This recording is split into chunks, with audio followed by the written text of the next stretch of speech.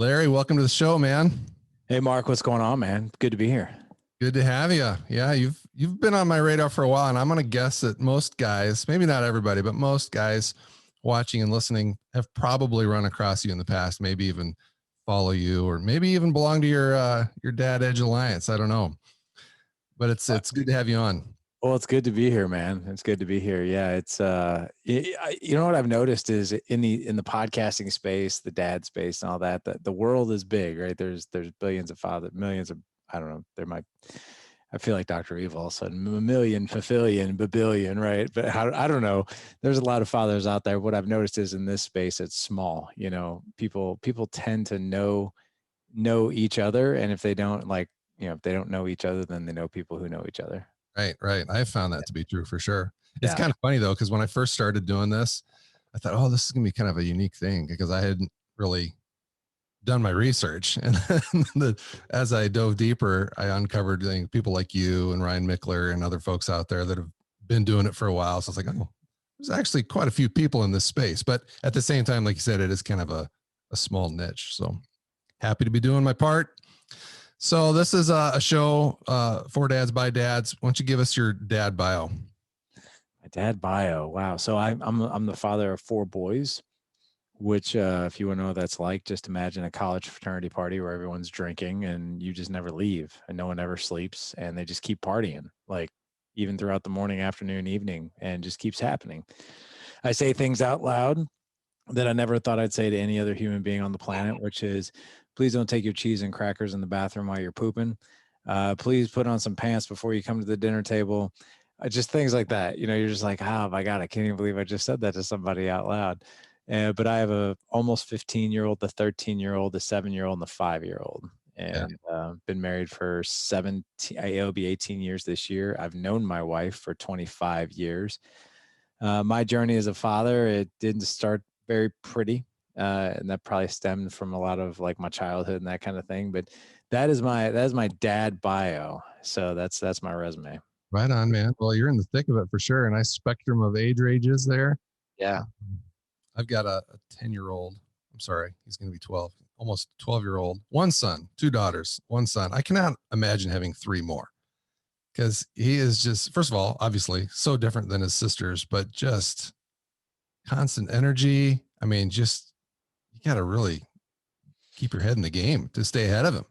It's kind of like having 4 puppies. You know, if you don't go let them go outside and run around or walk them or move them, you know, they tend to get really antsy.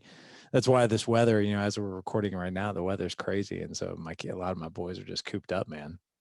Yeah. And, I kind of wanted to touch on COVID in our discussion here, but again, we're recording this in February of 2021. We're obviously off the heels of 2020.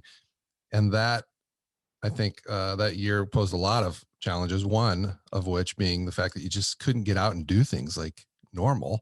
So how did you handle that as a dad with 4 boys and not really being able to go do the things that you would typically do?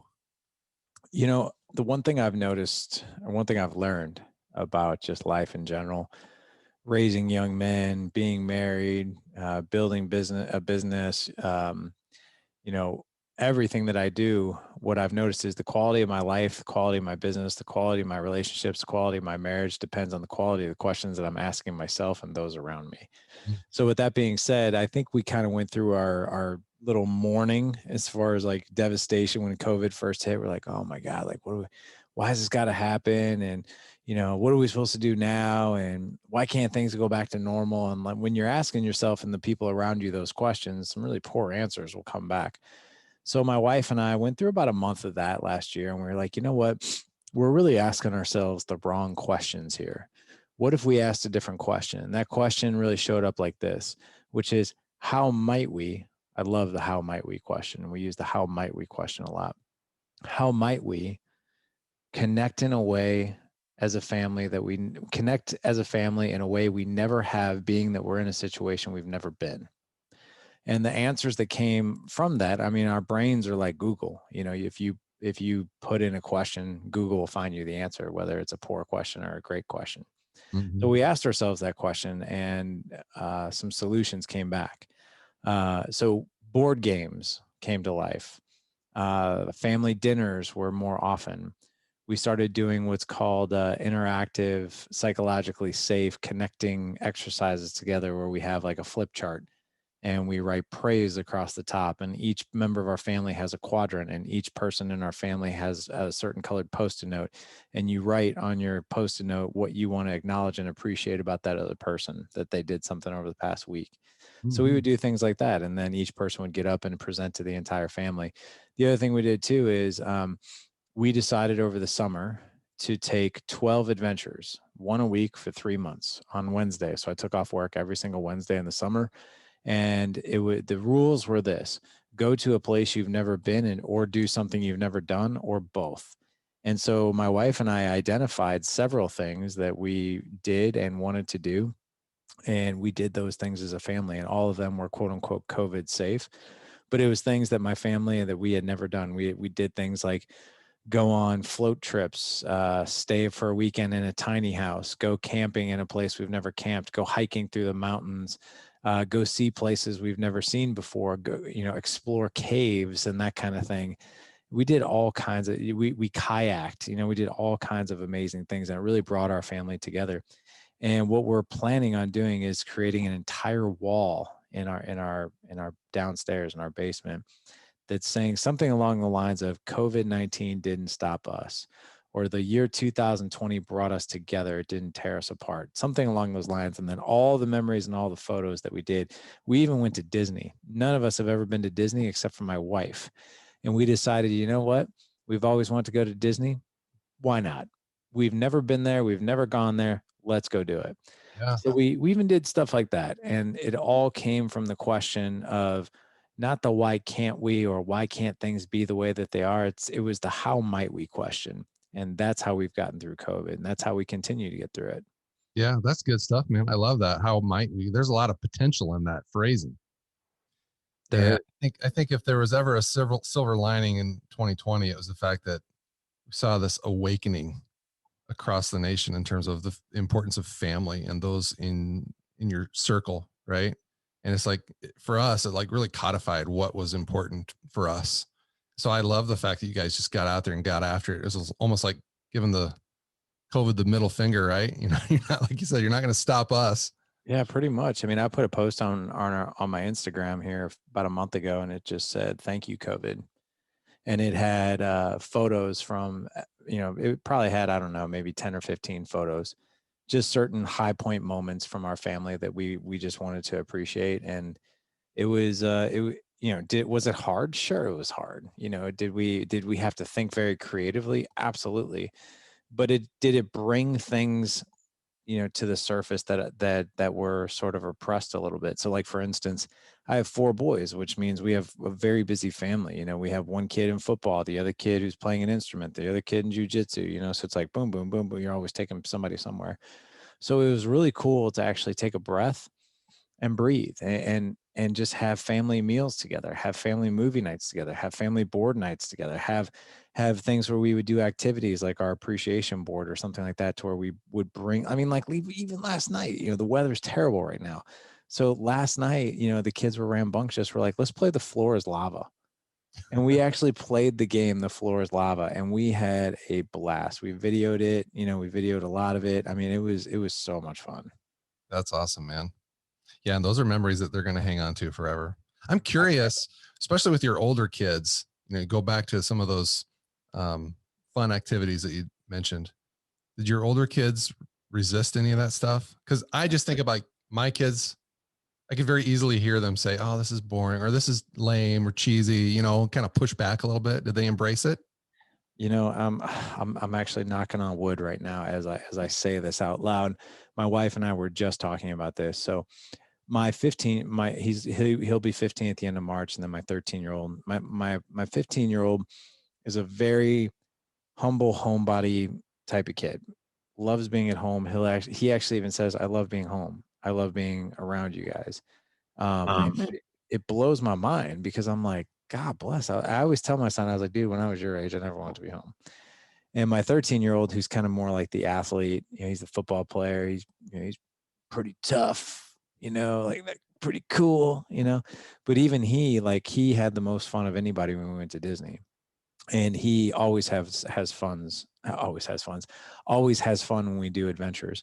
But to answer your question, no, they did not resist it whatsoever. In fact, they embraced it. Wednesdays couldn't get to our week fast enough, which, sometimes I'm thinking to myself, man, I feel like we're on borrowed time at this point with these two older kids. Like, are they even going to really want to be around us? So like, I embrace, man, seriously, every moment I get with them. My wife and I shake our heads because we we hardly ever get alone time, because we're like, there's always a child who wants to be around. Like, we've got an entire basement that's finished with a ping pong table and a little basketball hoop and, their PlayStation down there, and they want to be. Last night, my 13-year-old was laying in our bed, hanging out with us, watching This Is Us, and I'm like, I can't believe you're up here right now. So Yeah, yeah, that's a blessing, man. And you know this because I can hear it in your voice, but that is a blessing. it is. It is. And a lot of, don't get me wrong, sometimes my wife and I are like, man, I would really like to not have these children around so we can hang out a little bit. But, we get plenty of that time. And my wife and I say all the time that, eventually we're never going to want to wish this time away, because it's going to be gone in a millisecond. Exactly, man. That's 100%. And you are ahead of the game, just being aware of that and acknowledging it out loud. So a lot of guys, myself included, there was a season where I kind of took those years for granted and didn't really have the foresight to think, oh, this is not going to last forever. I should really need to enjoy it and lean into it a little harder than I was at the time. But yeah, man, that's good stuff. I want to address the sign behind you for people watching right now, the Dad Edge Alliance. So you are, like we mentioned, you're the founder of the Good Dad Project, host of the Dad Edge podcast. Again, for guys who maybe haven't heard about this, tell us what it is, how those two things are different, all that stuff. It's so Dad Edge Alliance, that's our mastermind community for fathers and husbands. And we actually have a couple guys in there who aren't even married, no kids. We have one guy who's Oh, 21. His name is Jake. We call him the kid. And when he first joined, I was like, why are you here? Like, this cracks me up. You're 21. You don't have a kid. You don't have any kids. You're not married. And it was one of the coolest things I've ever heard. He's like, I'm going to be married someday and I'm going to have kids someday, and I have no clue how to do it. So why not surround myself with men who are learning? And I'm like, wow, that's dude, awesome. good for you. But I would say for the most part, most of our guys are between 28 and like 50. So Dad Edge Alliance is a mastermind community. We've been doing it for 6 years now. We have 540 members, give or take. Those are men that do life with us literally on the daily. We have 32 mastermind call teams that we do per week. Wow. Sunday through Friday, morning, afternoon, evening. So what men do if they're members is, each one of those 30 some odd call teams are led by what we call team captains and team commanders. So 2 men lead each particular group. We cover content every single day, every single week, every single month. The content changes either on a 4-week or an 8-week basis. We teach men skills in 5 different areas. One is mastering your personal finances, optimizing your physical, mental, emotional, spiritual health, creating a legendary marriage, creating an epic connection with your kids with psychological safety and memories, and being a leader within yourself, being a leader within your family, and being a leader within your career and or business. That's what we teach men. Right now as we talk, we're covering what's called the 4 elements of a legendary marriage. Each week we're teaching these guys a different element. In March and April, we're going to be going through mental and emotional resiliency. So how to basically take on the adversity and the stress of life and being able to still operate within a low stress type of mentality and emotions, because a lot of times men are quietly very, very angry and overwhelmed and stressed out. So how do we teach men to be better about that? That's Dad Edge Alliance. Good Dad Project and the Dad Edge podcast, virtually the same thing, different name. I felt years ago that the podcast really needed a new name, because when I founded Good Dad Project back in 2012, it was me. I was the project. I was the Good Dad Project, because I was so terrible at this job. I was so terrible at this role, and I struggled with it horribly. And Good Dad Project, that name was near and dear to my heart, because I was like, I'm a project. I need to learn. I need to be better. I need to constantly sharpen. And that's what I named the blog. Now, what I found is when the platform really, really grew and the podcast became really big, men, me included, didn't really resonate with Good Dad Project, because it was just like, man, am I just like never finished? Am I a constant project? And the answer to that question is, yeah. Yeah, all of us are unfinished men. But do I like the name? No, it Yeah. kind of just doesn't feel good to me. What really resonates with men is having that X factor, is having the edge, is having a step up, to be prepared, to be vigilant, to know what's coming next and how to handle it, to have that edge, to have those conversations, to create those relationships, those connections, that marriage, that intimacy, the whole 9 yards. And that is what Dad Edge is all about. It's about learning those skills so you can have that edge in your life, so you can enjoy life, so you can enjoy your marriage, you can enjoy your kids. The final thing I'll say about that is, man, we were not put on this earth to survive. We were not. We weren't put here to be busy, and we weren't put here to be fine and good and fine. Those three answers to every question that's ever asked to us. How are you? Fine. How are the kids? Good. How you been? Busy, man. I'm busy. That, like, come on, right? We were not put here for that. We were put here to be like, man, I am blessed, I am productive, and I am thriving. Is every day sunshine and rainbows? No, absolutely not. But the valleys last they're short-lived. I know exactly how to pivot. I've got the skill sets to optimize those areas of my life, and I go about it and I do it. And at the end of our life, here's what I want all men to say who do life with us. At the end of our life, there are no regrets. I did everything that I possibly could to optimize the relationships and live a fulfilling life in line with my core values and the people around me. And I wouldn't have done it any different than how I did it.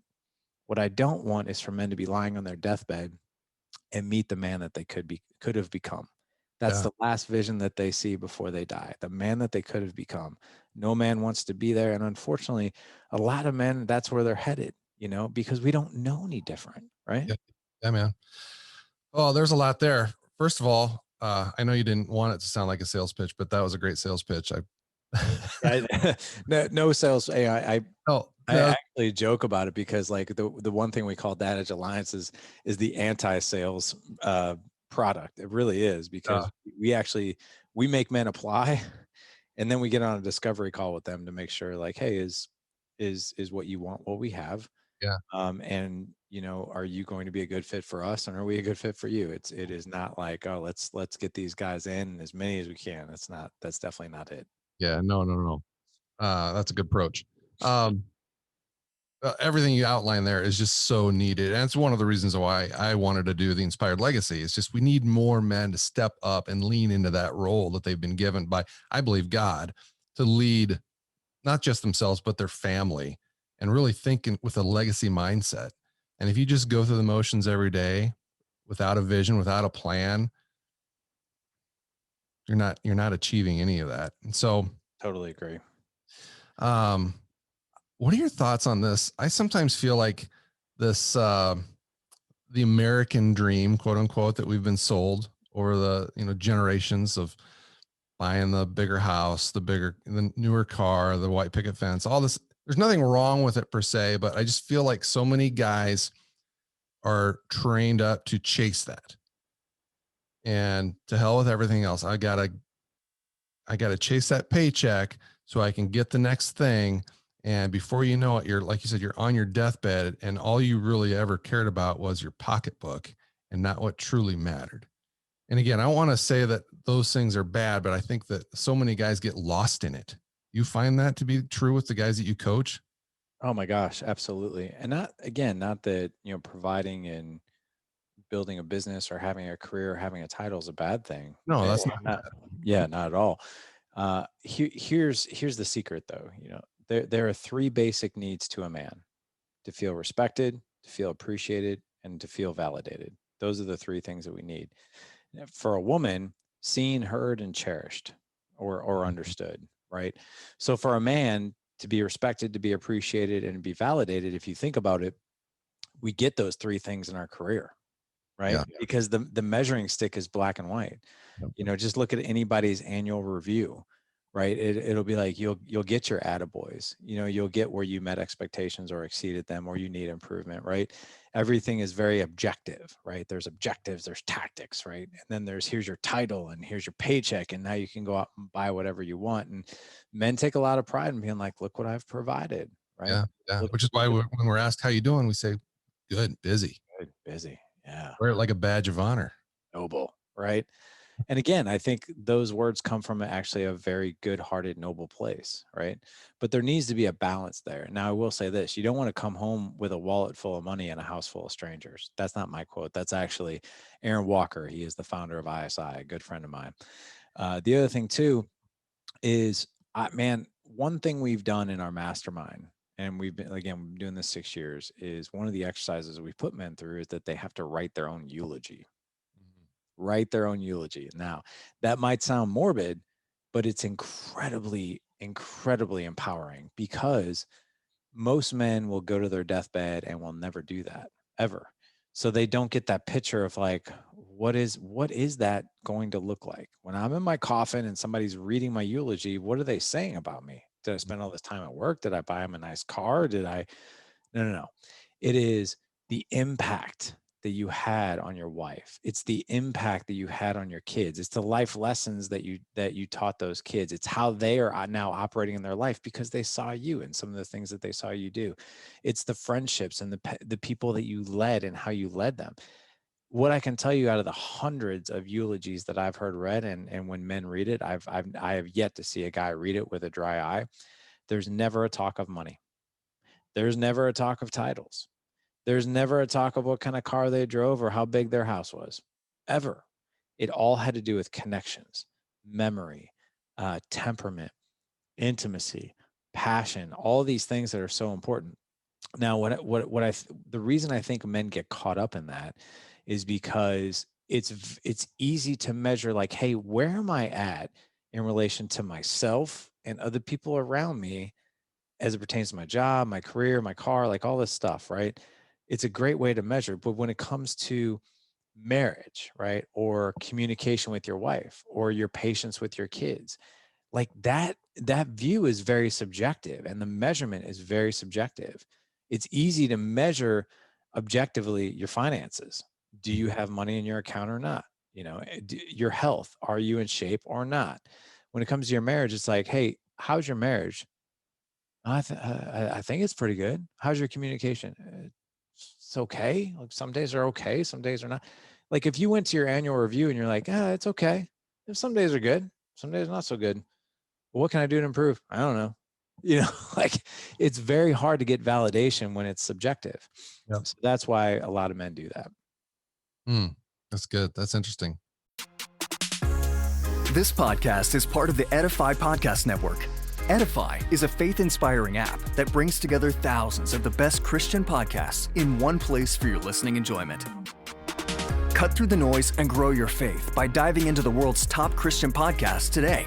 Download the Edify app for free from the App Store or Google Play, or by going to edify.app. That's edifi.app. So let me ask you this. I do want to get to your books or your new book, but through the years that you've been doing the Dad Edge Alliance, and you started as your own project, you said, through all this, what have you learned personally about fatherhood? I know that's a huge question. So I can boil it down into, definitely down into a couple of statements. All these things. So connection, communication. So let's just take marriage. Okay. And then I'll get to fatherhood. A lot of people here are some statistics that scare the crap out of people. The divorce rate's 50%. Everybody knows that. Here's what most people don't know. The 50% that stay together, they are literally equally divided up into three camps. 33%, 33%, and 33%. The couples that stay together. 33% of marriages that stay together can actually identify their relationship as working. And it's everything that they ever wanted, and they probably wouldn't change much. The second camp, the next 33%, it's like, it's all right. It's okay. It's kind of boring. Yeah. It's not everything I wanted, but I guess I don't want to break up. That's a lot of trouble. But it's okay.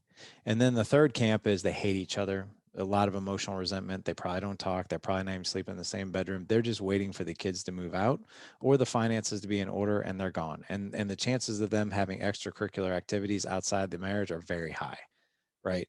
So really, if you think about it, only 10 to 12, maybe 15% of all people that walk down the aisle can actually identify their relationship as working. Now, why is that? The reason why that is and this is where I get to my point. A lot of people think that relationships are a feeling. I love her, so it has to work out. She's my soulmate, so it'll work out. Nothing could be further from the truth. In order to create a legendary marriage, there's self-care, there's partnership, there's friendship, and there's lovers. There's 4 pillars, and that's according to Lance and Brandy Salazar, who founded the platform Legendary Couples. They also wrote the book Miracle Morning for Couples. Underneath those 4 pillars is a solid, rock solid foundation of communication. And a lot of people are like, I want more and I want better. That's how they measure communication. I want more communication. I want better communication. That's like going to your doctor and I'm like, hey, Mark, go get healthy. And you're like, well, what's wrong with me? Is my cholesterol high? Nope, just go get healthy. Do I have diabetes? No, just go get healthy. It doesn't give us any specifics, but within communication, there's tactical empathy, there's emotional validation, there's labels, there's mirrors, there's creating psychological safety, there's creating space, there's all these things that make communication work. And here's what I'll tell you about all 4 of those pillars, and that foundation is it's a skill. If you want to optimize your marriage, if you want to create a legendary marriage, it's skills. Same thing with fatherhood, right? The same thing with fatherhood. In order to raise strong, confident young men and women, you need to, number one, create an environment of psychological safety, right? You have to know how to lead, and you have to know how to lead with inspiration. And also, yes, you have to lead with discipline as well. But and you have to know how to communicate, right? You also have to understand, like, how does that kid receive love? I'm a big believer in the love languages, but your kids have them too. If your kid is not really big on words of affirmation, all you do is pour words of compliments into them, they don't get that. They don't feel that. If you have a kid that feels love through physical touch and you never hug them, they don't feel loved. They don't feel seen. They don't feel heard. They don't feel loved. So all these things are they are skills, just like managing people is a skill. Sales is a skill. Being an engineer is a skill. Being a doctor is a skill. Well, so is being a parent. So is being a husband. But a lot of us don't view it that way. We view it as it's a feeling, and I'll just figure it out as I go. And that's where I think a lot of us get it wrong. Yeah, I totally agree. Too many people go into marriage thinking, like you said, it's a match made in heaven, and so it's going to be smooth sailing. But no, like you said, nothing could be further from the truth. And developing those skills takes effort and it takes time. And those are 2 things that a lot of people they're not willing to put in the effort and the time to figure out, how does my wife prefer I do X? Well, I've done X this way my whole life. I could keep doing that, be stubborn and bullheaded and keep trying to do it my own way. And we can keep butting heads over it over the years, or I can just put my pride aside, learn how she wants it done, and apply that approach across the board. But again, that takes effort. Like I said, takes the ability to set your pride aside. I will add one thing. I'm not putting words in your mouth, but me personally, I feel that God is a big component to all of this. And I'm sure a lot of guys have seen the analogy that, when you are individually chasing God, you meet there, it's like a triangle. And same with your kids. If they see you chasing Jesus, they maybe won't follow in your footsteps right away, but you're planting those seeds, right? And that's going to come back into their life later on. Let's transition to your books, I should say. You've written 3 in the past, right? I've written 3. Yeah. Now you've got a new one coming. The 3rd is not out yet, and the 4th, as you and I record this podcast, I'm putting ink to paper tomorrow for a contract for it. So hopefully it should be out by, I only have 4 months to write it. So I think it'll be out probably by October-ish. So, because there will be editing and all that, but I have to have the first manuscript done in 120 days. That's awesome, man. A book is on my radar. I would love to write one, but that's not in the cards right now. So let's dive into your newest book. Yeah. Tell us about it. Well, this one was inspired, I think, really by COVID. And then, of course, my own habits as it pertains to screens. And then seeing kids with screens, and having friends and guys in our mastermind, seeing their habits with screens and kids with screens. So I'm actually holding up a copy of the book right now. It's called Screen Time: The Good, the Bad, and the Ugly. It's a kid's book, and it's meant for a father to read to their kid. And it's basically, what I really did was, is I've been blessed, man, with really been able to interview a lot of experts on screens, Mm-hmm. gaming, iPhones, just work screens, computer screens, TV screens, and really what that does to the brain, and how that changes the brain, and what that's doing to our kids, and what that's even doing to us. And hey, don't get me wrong, screens can be a great babysitter, right? Put a 4-year-old in front of an iPad and they're good to go for like hours, right? Same thing with a 13-year-old and Grand Theft Auto and all this other stuff that they play. And unfortunately, it's the same for us with these pocket devices that love to buzz, in our pockets and grab our attention. So screens, the book has a great balance. It shares the blessings of screens, right? That we can connect to it. This is our window to the world, and we can connect to people and things and resources that we've never been able to in the past, right? And if we use screens in that manner, then it can be a very good thing. It can be a fruitful thing, right? I mean, even I like playing video games with my kids too, Yeah. but there are containers that we put around that. There are boundaries. There's boundaries of time, right? And there's also ways that if we spend too much time in front of screens, it rewires the brain. What happens is when you're consuming content through a screen, whether it's a video game or an iPad or YouTube, when you consume content, it's training the brain to be a consumer and not a producer.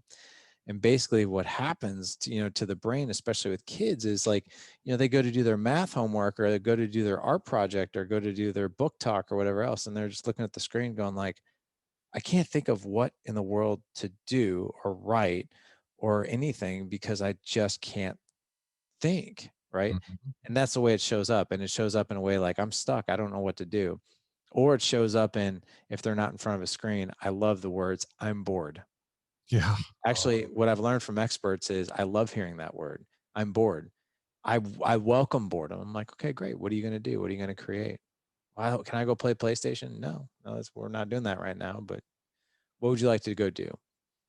And then, my 13-year-old took my 5-year-old sleigh riding yesterday, because he was bored. Great. yeah. Go do that. Go do something active. Go create a memory, right? So screen time, the good, the bad, and the ugly, it's meant for you as a parent to read to your kids. Here's where I'll tell you it's a little sneaky, right? It's a little sneaky, because as you're reading these things out loud to your kids and teaching them about, the containers and the boundaries and what screens are good for and what they're not so good for, they're also teaching themselves what screens are good for and what they're not so good Right. for. So it allows us to connect. The book is meant to read and connect with your kid. And at the end of the book, there's actually an entire page that you can tear out and put it in a frame of like, how is our family going to operate as it pertains to screens? And the last page is really, no screen times during these times, and then you can fill in the blank. Our screen-free family day of the week is this, and you identify the day. Our screen limit for video games and tablets is blank per day. You fill that in. We are not on phones between the hours of blank and blank. In my house, it's from 5 to 9. And instead of being, this is where boredom kicks in. Instead of being on a screen, the final question is this: I can do any of these fun things below that make me happy and bring me joy. And you can write down 5 things. So that way, when your kid comes to you and is like, I'm bored, what'd you write in that book? What are 5 things you can go choose to do? It's all right there. That's great, man. I love that. Very actionable. Yeah. When I first heard about your book, I saw a post on Instagram, I think it was, and just the title caught my attention, and reading your description, it jumped out at me as being very unique. Cause it's like, it's one thing for us parents to like lecture our kids about screen time. And a lot of the times it's like, do as I say, not as I do kind of a Right. deal. But I think this book, it's great if dads or moms read this book with their kids, but it's like teaching them at their level. Yeah. I have found personally, like when kids are approached that way, it's just they receive it a lot more better, or a lot better. I can use words. Yeah, because my 2 oldest kids are 20, almost 25 and 21. And they were of the era of like, they were the first generation to experience these. Yeah. And as parents, we had no idea how to handle them. And there were no rules, and certainly no books like yours to kind of lay out some parameters and talk about the potential downfall and the long-term effects. And we're definitely seeing that come to fruition now. But yeah, guys, it's just screens are they're here to stay. Obviously, Oh yeah. they're so ingrained in their everyday lives. And so my son, who's, like I said, almost 12, every single one of his friends has a new iPhone or something. He doesn't have one. And that is almost a daily battle. I'll pick him up from school, and literally the first words out of his mouth, when am I getting a phone? Can we not just have a conversation first? Like, how was your day? It's just so top of mind for them. So we cannot avoid it any longer. And it's very, like you said, it's very easy to let those devices serve as babysitters, but I think there's a lot of danger there too. You want to hear a crazy story? Yeah. So you have my 13-year-old just turned 13, so not far off from your 12-year-old's age. And so here's what I'll tell you about my almost 15-year-old. He can put a very tight container and boundaries around his screen time. Hey, Ethan, do you think you've used your phone too much? Yes, I have. I'm putting it down. Nice. It's that, for him, it's that easy. Now, I think he's more the exception, not the rule. He never wants to be in trouble. So that kind of thing is easy for him. Now, I will say this, my 13-year-old likes to test his boundaries, and he did have an iPhone. I just gave him one of my old ones. The screen is just horrendously cracked, and it is a piece of junk, but it worked. Now, I will tell you, 3 days ago was the second time I took it away from him. And I think this time it'll be indefinitely because he's just not ready for it. So, the very first time he had a phone, and again, I knew better. I knew better because I've been blessed to interview experts. So I knew these things were going to happen. So as much as I tried to put tight containers and boundaries around his phone use, it got out of hand. And he was watching a lot of TikTok and a lot of YouTube, and he had a screen time. So his phone would automatically shut off after 2 hours of screen time. Just couldn't access anything anymore. Now he would do this thing where he would ask for more screen time, and then on the weekends we give him a little more. But on the weekends, I'd almost test him and be like, hey, at 2 p.m., it's 1 p.m. at 2 p.m., no more phone. And I'd go down there and I'd be like, hey, it's 5 minutes till the hour, just so you know. And then I go down there, I purposely wait a half hour, still on it, another hour, still on it. And so this went on and on and on to the point where he was then going from his phone to the PlayStation to go watch YouTube and all that stuff through that. And then it became like, I'm just going to go from one screen to the other. And I told him, I was like, listen, if you can't be disciplined about this, we're taking him away. And I'll never forget, I told him to be ready to go for something that we were leaving for. Went downstairs. This was months ago.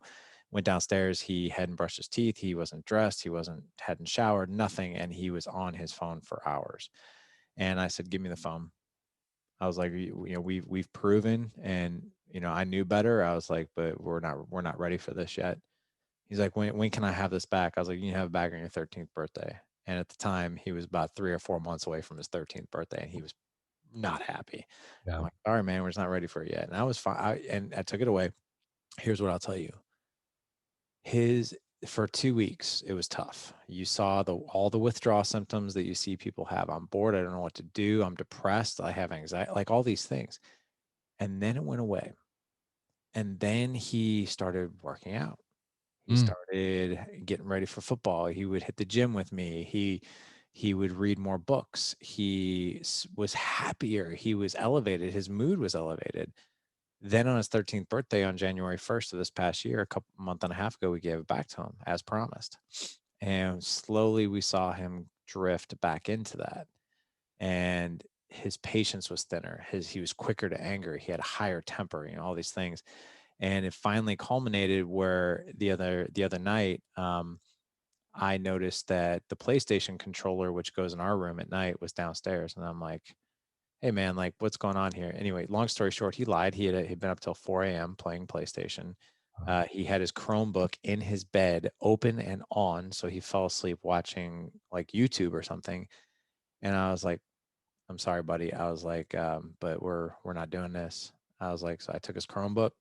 I took away PlayStation, his phone. He will not probably get it back. You know, I don't know when I'll get it back to him, but it'll be probably at least a year. Yeah. And here's what I can tell you. That's been a few days. He was upset about it for one day, but he's back to that kid of happy again, Mm-hmm. and less stressed and less tension and not quick to anger like he was. And I was like, and there it is. So Yep. yeah, there's a lot to that.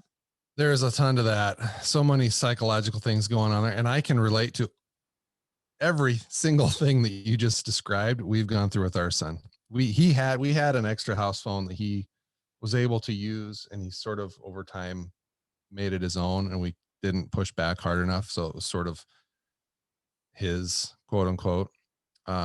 He got caught saying some inappropriate things to some girls. He lost it right away, indefinitely.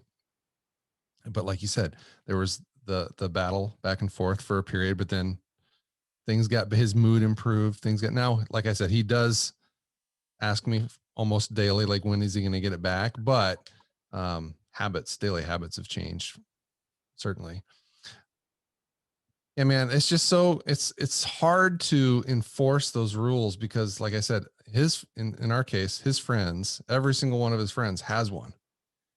And so it's like, I hear you saying all this, and we're on the same page. I just don't understand why more parents don't get this and are willing to have that battle. Like, you got to put up with the withdrawals for a few weeks, like you said, but it's worth it. So guys listening to this, like, don't give in. It's gonna be rough for a little bit, but don't give in. Yeah, you know, we weren't put on this earth to be our kids' friends. And Right. we weren't put on this earth to necessarily make life easy for them all the time, right? We were put on this earth to love them, guide them. And it's so cool that you're a spiritual person. So am I. You know, I believe God put us here to be guides, you know, to lead and you know, not to not to make comfort always available, right? But you don't do that obviously in a harsh and mean way. You do that because you care about them. Right. You know, when I first took his phone and everything else away, he threw a fit. He's like, "Oh, you know, my friend, blah blah blah. He gets to play PlayStation for 9 hours a day, and blah blah blah." And I'm like, "Yeah, I'm not your friend's dad, man." I was like, you know, here's the thing. And when I looked him in the eye and I told him this, and I dare any one of your listeners to have the audacity and the courage to do this very thing. I sat him down and I said, Mason, I was like, I love you, man. There's nothing you can do about it. And in fact, I love you so much that I would rather be in your life and spend time with you and be sometimes very tough on you because I know it's for your good because I care about you. And I was like, and you want to know the secret? And here's where I dare parents to do this. I was like, here's the secret, Mason. And you'll understand this when you're a parent. But putting you in front of a PlayStation, giving you your phone, being on your Chromebook or even on the iPad, you watching endless videos, and that's easy. You know how much stuff I can get done if you're busy on if all your brothers are busy on their screens doing their thing. Do you know how much things I can get done, how productive I can be in my business, or how much time I can have with mom, or the things that I can do? Like maybe I could go and hang out with my friends or go and work out or whatever. But man, I'm not taking the easy way. I want to have conversations with you. I want to spend time with you. I want to throw the football with you. I want to run with you. I want to do these. I want to do life with you. I don't want you to do life with a screen and a father who is not there. Yeah. So I love you too much, man. And I care about you too much. And I'm not taking the easy road like maybe some of your friends' parents. I'm taking the hard one and let's do it together. So that's I dare parents I love to when it gets tough, share with them like, hey, the flip side of this is actually easier on me, but I'm not willing to do that. Yeah. I love that, man. That's powerful. I'm going to use that if you don't mind. Please steal away, steal away. Yeah. And I can tie it back to, because I always try to instill into him that almost always the right thing to do is the hard thing to do. Yeah. And I throw that in his face once in a while too when it comes to screen time. It's like, look, dude, I know it would be a lot more enjoyable, a lot more fun for you to sit here and continue to watch this video or play this game. But the right thing to do is to shut it down now because it's time for dinner. Right. So yeah, that's really good. I love that angle. Well, man, what else are you other than a couple new books, what else do you have coming up that guys might be interested in? Yeah, so a couple things. I've got a course. It's called Creating More Patience. Stood toe to toe, nose to nose with a lot of men over the years. And one thing I can tell you is one thing that we struggle with most is patience. So I created an online course for that. Patience is a skill. It's not a feeling, and it's not a measure of how good or bad of a human being you are. It's a skill. To be able to remain calm in the heat of chaos in order to be the lighthouse in the hurricane. That's a skill. You know, um, Bruce Lee had a quote, and I'm going to butcher it, but Bruce Lee had a quote that being calm in the face of a storm is a skill set like no other, right? And so learning that patience, your level of patience literally starts when your feet hit the ground in the morning. If you're checking your device like most people do, what a lot of people don't know is you're putting your brain into fight or flight immediately. You're going to open up an email from your boss. You're going to see something on social media that's going to it's going to flip a switch for you. It's going to unravel your patience. So I've got a course on that. I'm also designing a course right now. It should probably be ready in about 60 days, called The Art of Communication and Intimacy in Marriage. So it's a way to connect with your wife. It's a way to communicate, create more intimacy, more psychological safety, better connection, deeper conversations, the whole 9 yards. And again, these things are skills, and we're not taught this stuff growing up. In fact, most of us have learned seen the complete opposite growing up. Mhm. So this is really to help. The goal is with a course like that, and what we're doing is, I, no, I don't think anybody wants 10 to 12% of marriages to be happy. Let's get that number to 25%, 30%, 50%, right? I mean, I think the world would be a better place. Yeah. Amen, man. Amen. Well, Larry, my last question for you, I didn't prep you for this. I probably should have, but I feel like you've kind of answered it throughout the course of this discussion, but I'm going to ask it anyway. My show is all about legacy mindset. You approach what you do through that lens as well.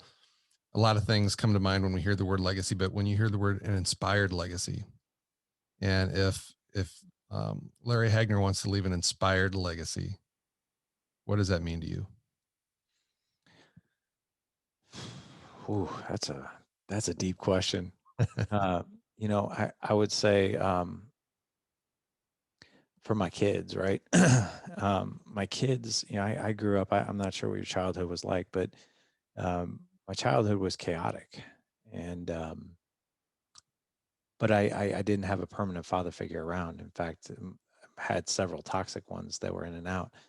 But I had one strong, stoic, incredible example of a man who left a legacy in my heart, my soul, and in my faith.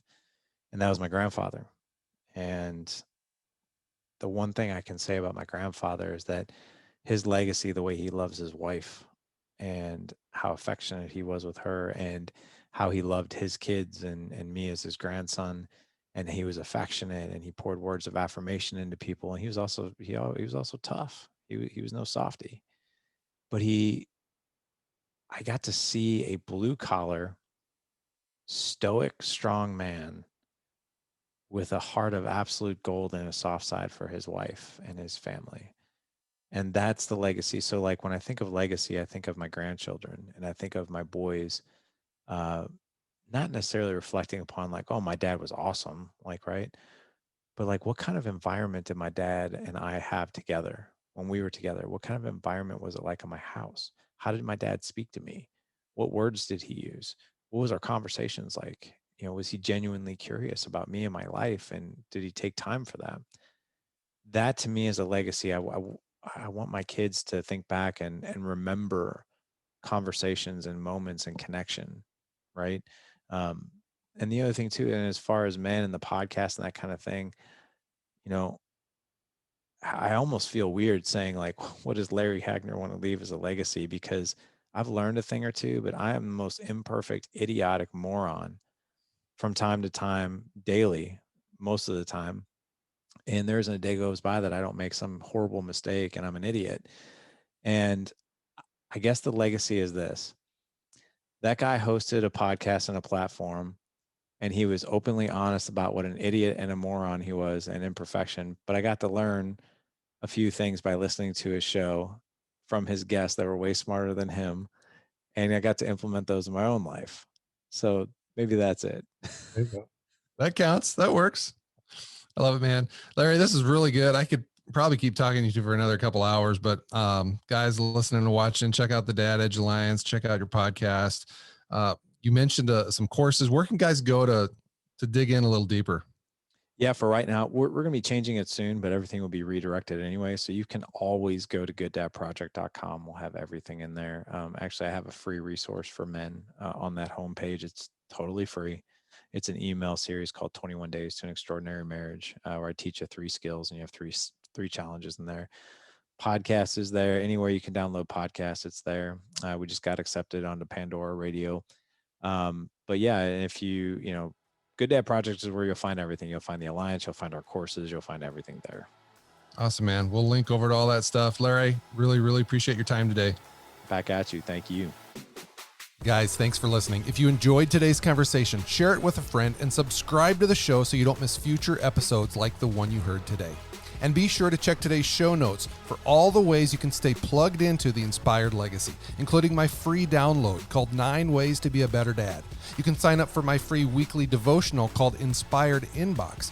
And you can join the private Facebook group, a community of other like-minded men looking to become the best husbands and fathers they can be. So get plugged in. Like, subscribe, leave a review, and help more guys find the show because we need more men battling together for the sake of the next generation. Until next time, live inspired.